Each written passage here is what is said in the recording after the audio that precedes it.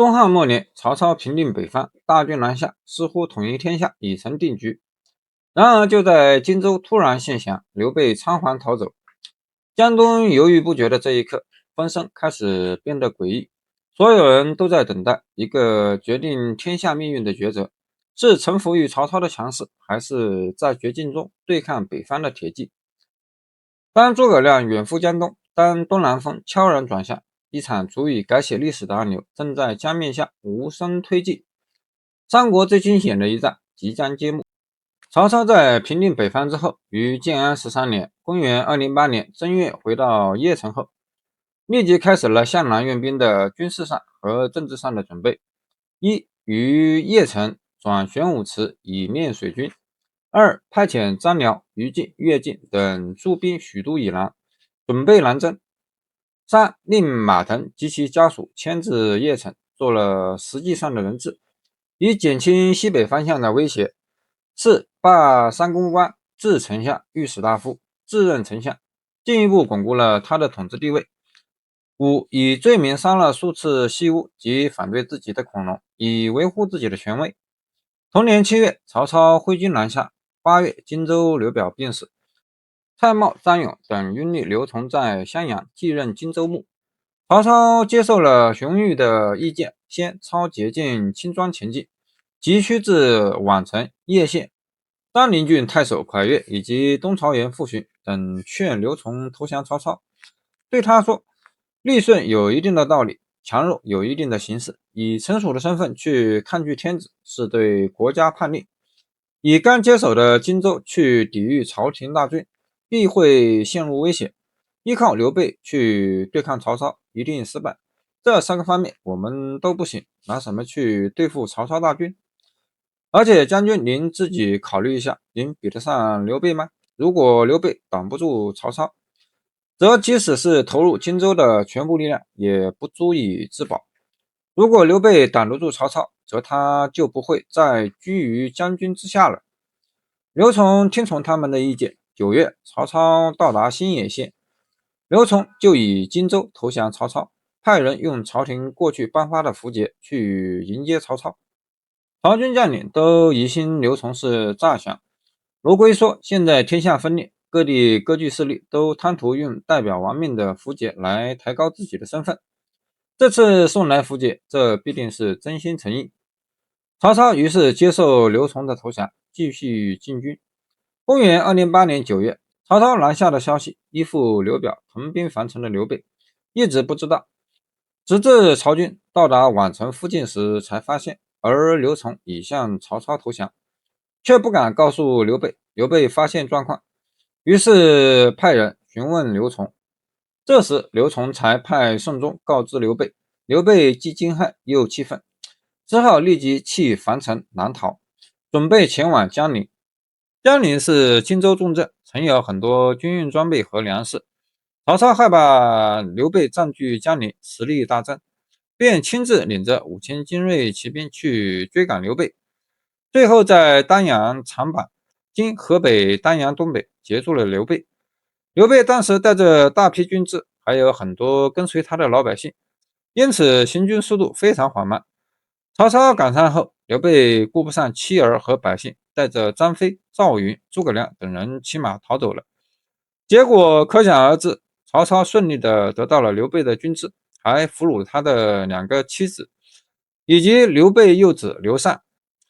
眼看自己主公的家人被俘，赵云不顾危险，重新冲回曹军报威权。经过一番苦战，终于把刘备的妻儿救了回来。而张飞则带领着20多人守在桥上。曹军追到桥边时，张飞高声大喊：张翼德在此，谁敢上来一决生死？曹军被张飞的怒喝吓破了胆，竟没有一个人敢上前挑战。大家眼睁睁看着刘备一行人顺利逃亡。当时在江东柴山的孙权，在鲁肃的建议下，派鲁肃到夏口窥探虚实。鲁肃抵达后，听说曹操大军已向荆州进发，便日夜兼程前往。等他到达南郡时，刘琮已经投降曹操，刘备已经向南撤退。鲁肃便直接去见刘备，在丹阳的长坂与他相会。鲁肃传达了孙权的意图，与刘备讨论天下大事，对刘备表示诚恳的关心，并且询问刘备说：刘豫州如今您打算到什么地方去？刘备说：川吴郡太守吴惧是我的老朋友，打算去投奔他。鲁肃说：孙将军聪明仁惠，敬重与优待贤能之士，江南的英雄豪杰都归附于他，现在已占有6郡的土地，兵精粮多，足以成就一番事业。如今为您打算，最好是派遣心腹之人到江东去与孙权将军联系，可以共建大业，而您却想投奔吴惧。吴惧不过是凡夫俗子，又在偏远的边郡，即将被别人吞并，怎么可以托生于他呢？刘备听后大为高兴，鲁肃又对诸葛亮说：我是诸葛子玉的朋友。于是诸葛亮与鲁肃也成为朋友。刘备采纳鲁肃的计策，刘备奔赴汉津，与陈樊城率领船队南下的关羽相逢，得以渡过沔水，又与刘表的长子江夏太守刘琦率领的1万多人相遇，两军共同前往夏口。曹操进军江陵，从江陵出发，将要顺长江东下。诸葛亮对刘备说：形势危急，我请求奉命去向孙将军求救。于是他就和鲁肃一起去见孙权。当时孙权率领军队驻扎在柴山（今江西九江），观望事态的发展。到达柴山后，诸葛亮面见孙权。诸葛亮为孙权分析局势，如今海内大乱，将军起兵据有江东，刘豫州也把部众聚集在汉水之南，打算与曹操争夺天下。如今曹操平定了其他势力，基本上占据了北方，如今南下攻破荆州，威震四海，英雄无所用武，所以刘豫州逃到了这里。如果能以吴越的军力与中原之国抗衡，不如早和曹操断交。如果认为不能抵挡，为何不停止军事行动，向北方称臣呢？孙权却反问诸葛亮：刘备又为何不投降？诸葛亮便提高刘备身价，说刘备有气节，绝不投降，以向孙权显示刘备的决心。孙权大怒，誓言不会向曹操投降，但却有所担心，刘备还有多少兵力战斗？诸葛亮最后才分析两军的情况，先说出刘备和关羽水军有10000人，加上刘琦江夏士兵亦不下10000人。再说出曹军远来疲弊，追刘备时又用轻骑一日一夜行了300多里，正是强弩之末，势不能穿鲁缟。而且北方人不惜水战，荆州百姓又是被逼服从曹操，不是心服。最后肯定的说曹操必定可打败。孙权十分高兴，后来又受到鲁肃、周瑜的游说，决定联刘抗曹，派周瑜、程普、鲁肃等率3万水军与曹军开战。随后刘备命令2万水军在樊口和周瑜的军队会合。同年12月，程普与周瑜分别任左右都督，与刘备军结成孙刘联军。孙刘联军逆水而上，行至赤壁，与正在渡江的曹军相遇。曹军当时已遭瘟疫流行，而新编水军及新赴荆州水军难以磨合，士气明显不足，出战被周瑜水军打败。曹操不得不把水军引至江北与陆军会合，把战船靠到北岸乌林一侧，操练水军，等待良机。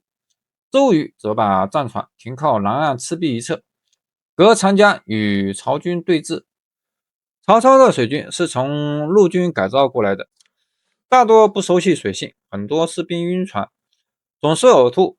曹操想了个办法，他命人用很多粗铁链把船只首尾连接起来，这样就能保证船不会左摇右摆，人走在上面也就不会头晕。解决了晕船难题后，曹操一心一意操练水军，准备把周瑜、刘备一网打尽。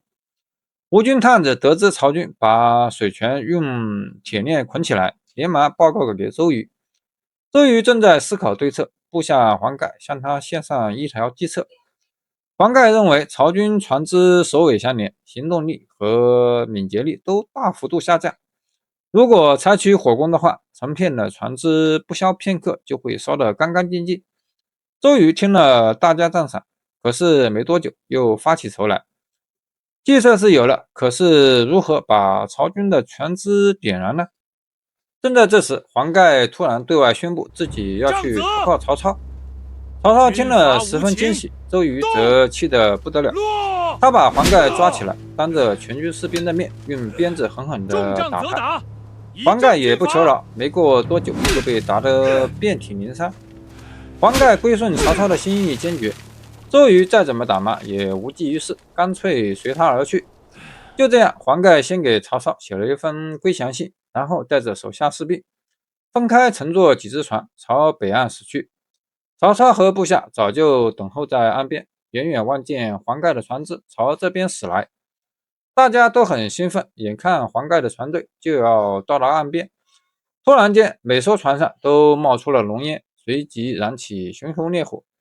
原来这是周瑜的反间计，黄盖故意归降曹操，江上又可能会刮东风，风向正好朝着曹军位置，因此黄盖和士兵把船上堆满柴草，上面浇满油纸，然后用布掩盖住，在外面插了上许多旗帜。趁着曹军戒备深泄的时候，黄盖一声令下，士兵们点燃了船上的柴草，船只在风力的作用下朝北岸飞驶而去。曹操的船只很快就被黄盖的船火点燃。由于船体之间有铁链锁着，仓促之间无法分开所有铁链，曹军士兵有的被烧死，有的溺水而亡。赤壁一战，曹操军力损失过半，无力再对南方进行军事行动。趁着这个机会，孙权、刘备加紧扩充自己的势力。刘备攻占了长江以南的零陵、武陵、贵阳和长沙，孙权攻占了江陵。曹操除了北方大部分地区，还在南方占领着南阳郡和南郡大部分地区，奠定了三国鼎立的基础。